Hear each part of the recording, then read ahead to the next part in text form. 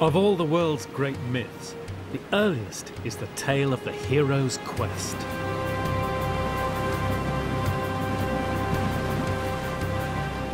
And one story has been told for more than 3,000 years. The story of Jason and the Argonauts is a classic tale of the hero's quest, a sort of ancient Greek mission impossible. It's got all the ingredients of fairy tale, heroes and princesses, magic and dragons. It's got a dark strain of tragedy at its heart. It was also the story of a sea voyage, a journey into the unknown to reach the land where the sun rises. Jason's task, to paraphrase a modern version of the myth, was to boldly go where man had never been before.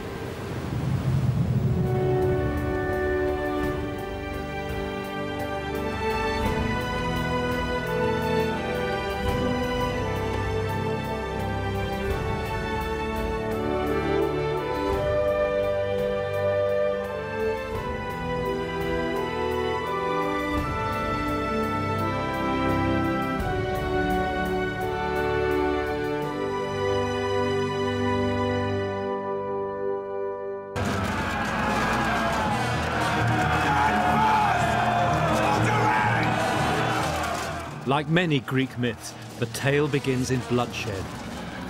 Jason's wicked uncle, Peleus, seizes the throne of Iolcos and deposes the rightful king, Jason's father. Please. Nephew. To be secure, Peleus must kill Jason, but the boy is whisked away. For Jason, the gods plan a different destiny.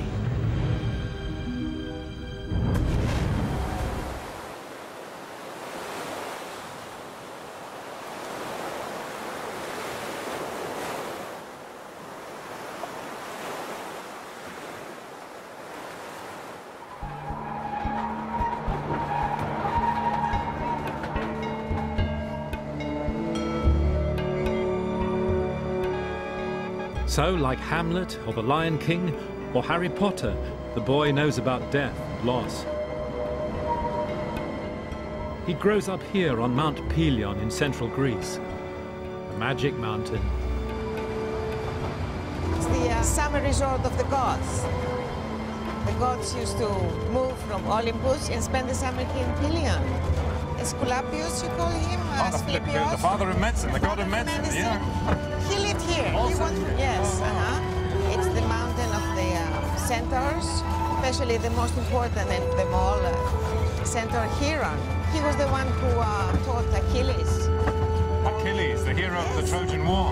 He was the teacher of Achilles.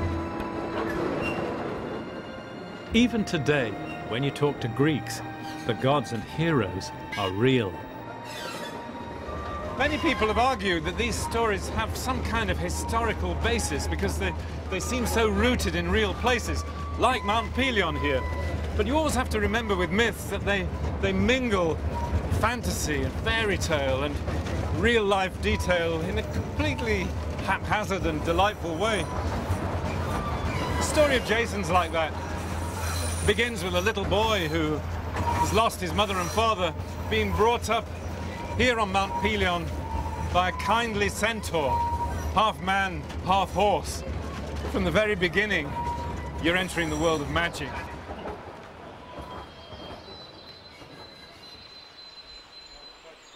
In Greek myth, Chiron the centaur was the first practitioner of medicine.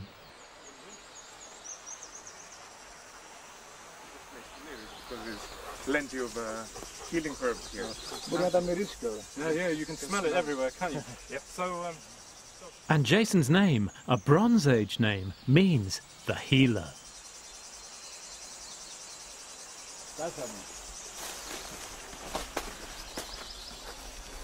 Wow, look at that. Isn't that amazing?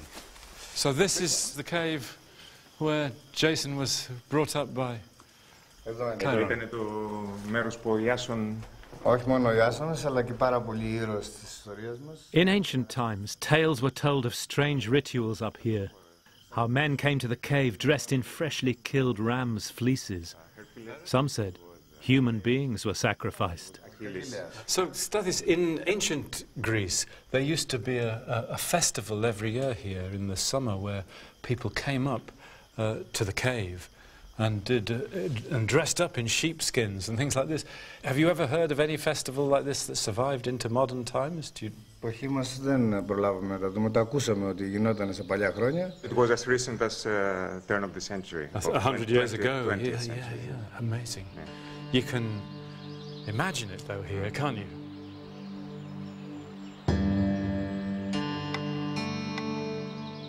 So there's a first clue to the ancient beliefs from which Jason's tale is spun.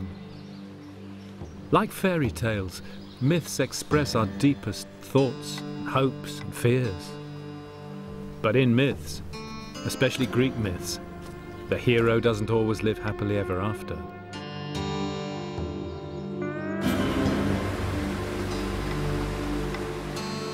When he's 20 years old, Jason leaves Mount Pelion to claim his birthright, his father's kingdom. On the way, he loses a sandal carrying an old woman across a river. She's his protectress, the goddess Hera, in disguise.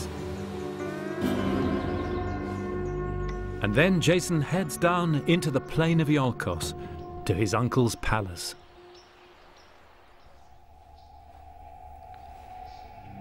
Though King Pelias sat upon the throne of Iolkos, he was uneasy.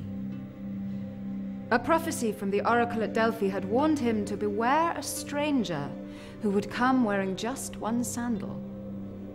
So when Jason arrived and boldly claimed the throne, the king was afraid.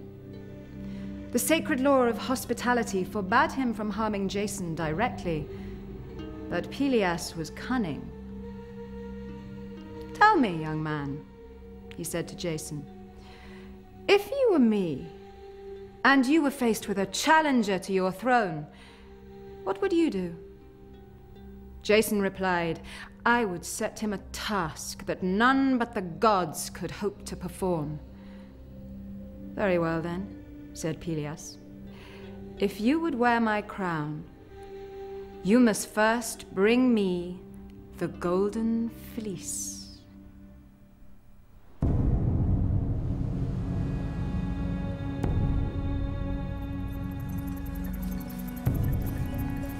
But what was the fleece?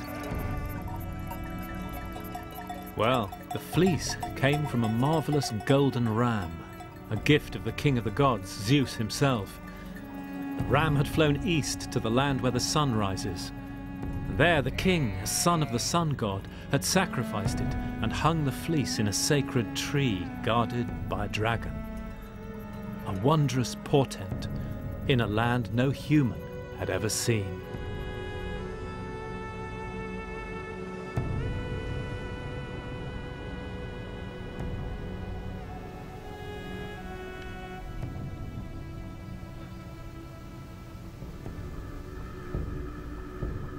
Greek tradition set the tale of Jason in the age of heroes, the time of the Trojan War. What we call the Mycenaean age. Of course, it sounds like fairy tale, but Troy itself was a fairy tale till the archaeologists dug it up. Wow. And in 2001 came another amazing discovery, the Bronze Age palace of Jason's Iolkos, frozen in the moment of its final destruction. Βλέπετε πάρα πολλές κύλικες, αλλά μαζί με τις... Αυτό που έχει... For Dr. Adrimis Sismani, the fruit of a lifetime's quest. Ανήκει στη Μικηναϊκή κοινή. And these are new. They haven't been used. Καθημερινή χρήση. Βλέπετε ότι... Εδώ έχει φύγει από τη θέση του. Δεν είναι...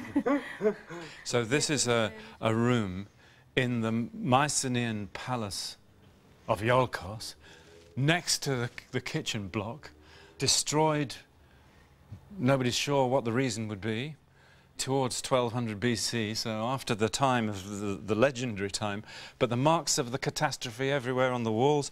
A shelf or something like this has fallen down with these unused pieces of pottery around it. So what you're looking at is the actual destruction, debris of the last Mycenaean palace of Iolkos in the position where it fell 3,000 more years ago. It's staggering, isn't it?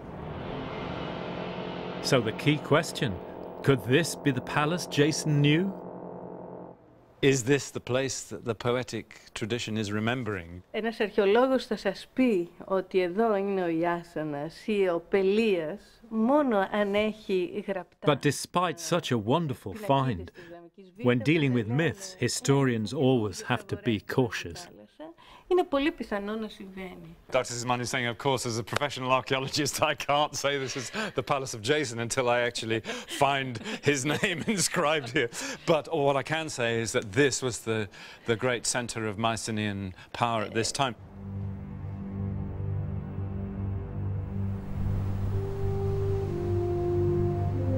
So the tale has a place and a time.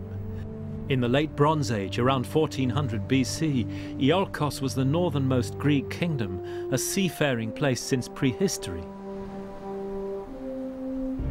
If there ever was such an adventure, it surely began here.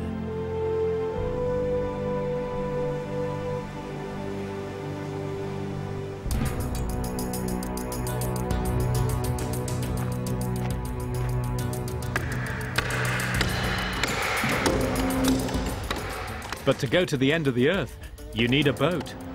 And not just any boat. This is going to be a 50-oared Mycenaean boat, reconstruction of the Argo made from wood from Mount Pelion.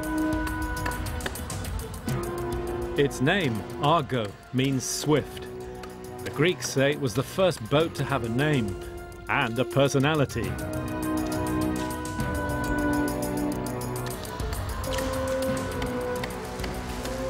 So why are you putting water on the wood? Because we have to keep it dry, to keep it wet, to take the right shape. Oh, so it enables you to bend the wood. Oh, right, yeah.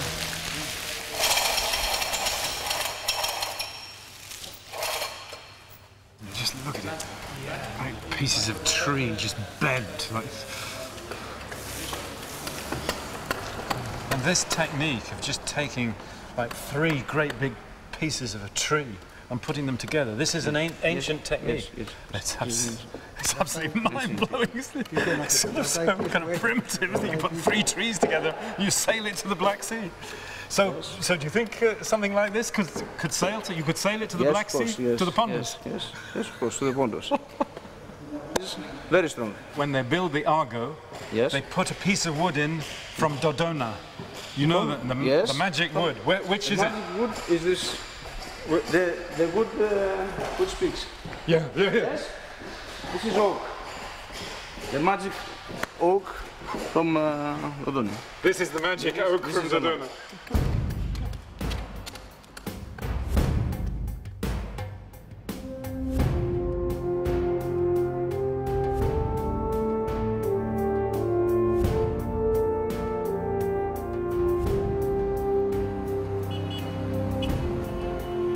All Jason needed now was a crew, but not just any crew. He didn't wander the waterfront of Volos looking for deckhands. The legend as it's come down to us is a roll call of every great name from the Age of Heroes. The most famous crew that ever was. This is the monument to the Argo and its crew, and here's the crew. All the most famous heroes in Greece. Hercules, Heracles, Orpheus, Castor, they're all here. Polydevkis, Theseus. They're like the Magnificent Seven. Everyone has their great talent or quality. And down here, Atalante, the great runner, girl, the only female member of the crew.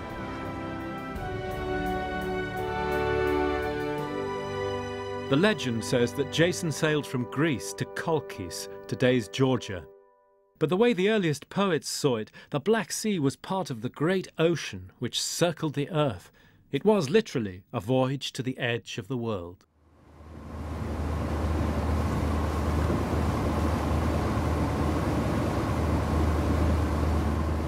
At the start of the journey, Jason is young, inexperienced in the ways of men. And as Mount Pelion fades into the distance, he bursts into tears. Something strangely unheroic about Jason. All the things that happened to him almost happened by chance. You think of the other great Greek heroes. I mean, Achilles, his great quality is killing people without thinking. Odysseus, wiliness and cunning. He's always 2 steps ahead of everybody else. They're the kind of models by which young men should live their lives by and define themselves as men. Jason's different.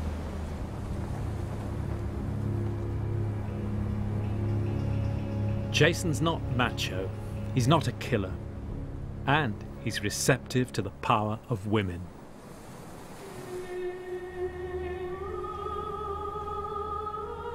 In fact, Jason's relations with women will be his fate. As with other great heroes in the world's myths, Gilgamesh, King Arthur, even James Bond, he achieves his quest only with the help of a divine woman.